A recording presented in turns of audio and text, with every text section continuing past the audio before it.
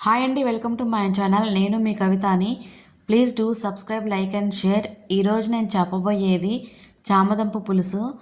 అసలు ఇది ఎవరికి ఇష్టం ఉండదండి, కానీ హెల్త్కి ఎంతో మేలు చేస్తుంది. దీనిలో ఫైబర్ ఎక్కువ ఉండటం వల్ల జీర్ణక్రియ మెరుగుపరుస్తుంది. Vitamin C, vitamin A, carbohydrates ఎక్కువ ఉండటం వల్ల రోగనిరోధక శక్తిని ఇస్తుంది.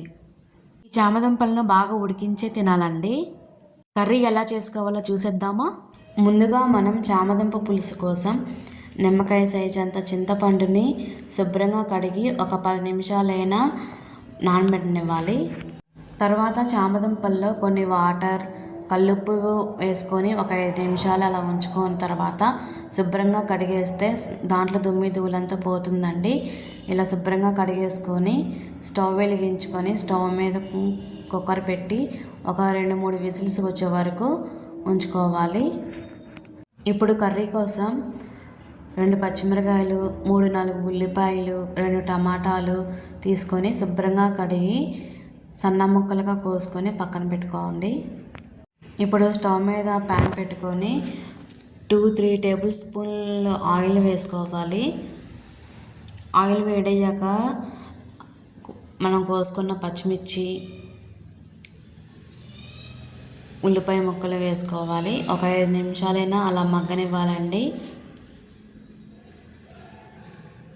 ఇప్పుడు ఉడికిన చామదుంపలను పొట్టు తీసుకుందాము. ఉల్లిపాయలు మగ్గేంత వరకు ఇలా శుభ్రంగా పొట్టు తీసుకొని, ఉల్లిపాయలు మగ్గాయండి. మగ్గిన తర్వాత టమాటా ముక్కలు కూడా వేసుకోవాలి. టమాటా ముక్కలు కూడా ఇంతేనండి, ఒక 5 నిమిషాలు మగ్గనివ్వాలి. అది మగ్గేంత వరకు పెద్ద ముక్కలు అయితే నేను 2 ముక్కలు చేస్తున్నానండి. మీకు చిన్న ముక్కలుగా ఉంటే అలా ఉంచేసుకోవచ్చు. ఉల్లిపాయలు, టమాటాలు బాగా మగ్గిన తర్వాత 1/2 టేబుల్ స్పూన్ పసుపు, తగినంత సాల్ట్ వేసుకోవాలి. ఇలా అటు ఇటు బాగా కలపండి. ఇప్పుడు పులుసు కోసం చింతపండుని బాగా పిసికి స్మాష్ చేసి ఒక గిన్నెలోకి తీసుకొని పక్కన పెట్టేసుకోండి. 2 టేబుల్ స్పూన్ కారం వేసుకొని 2 నిమిషాలు అలా మగ్గనివ్వాలండి. నూనె పైకి తేలుతున్నప్పుడు మనం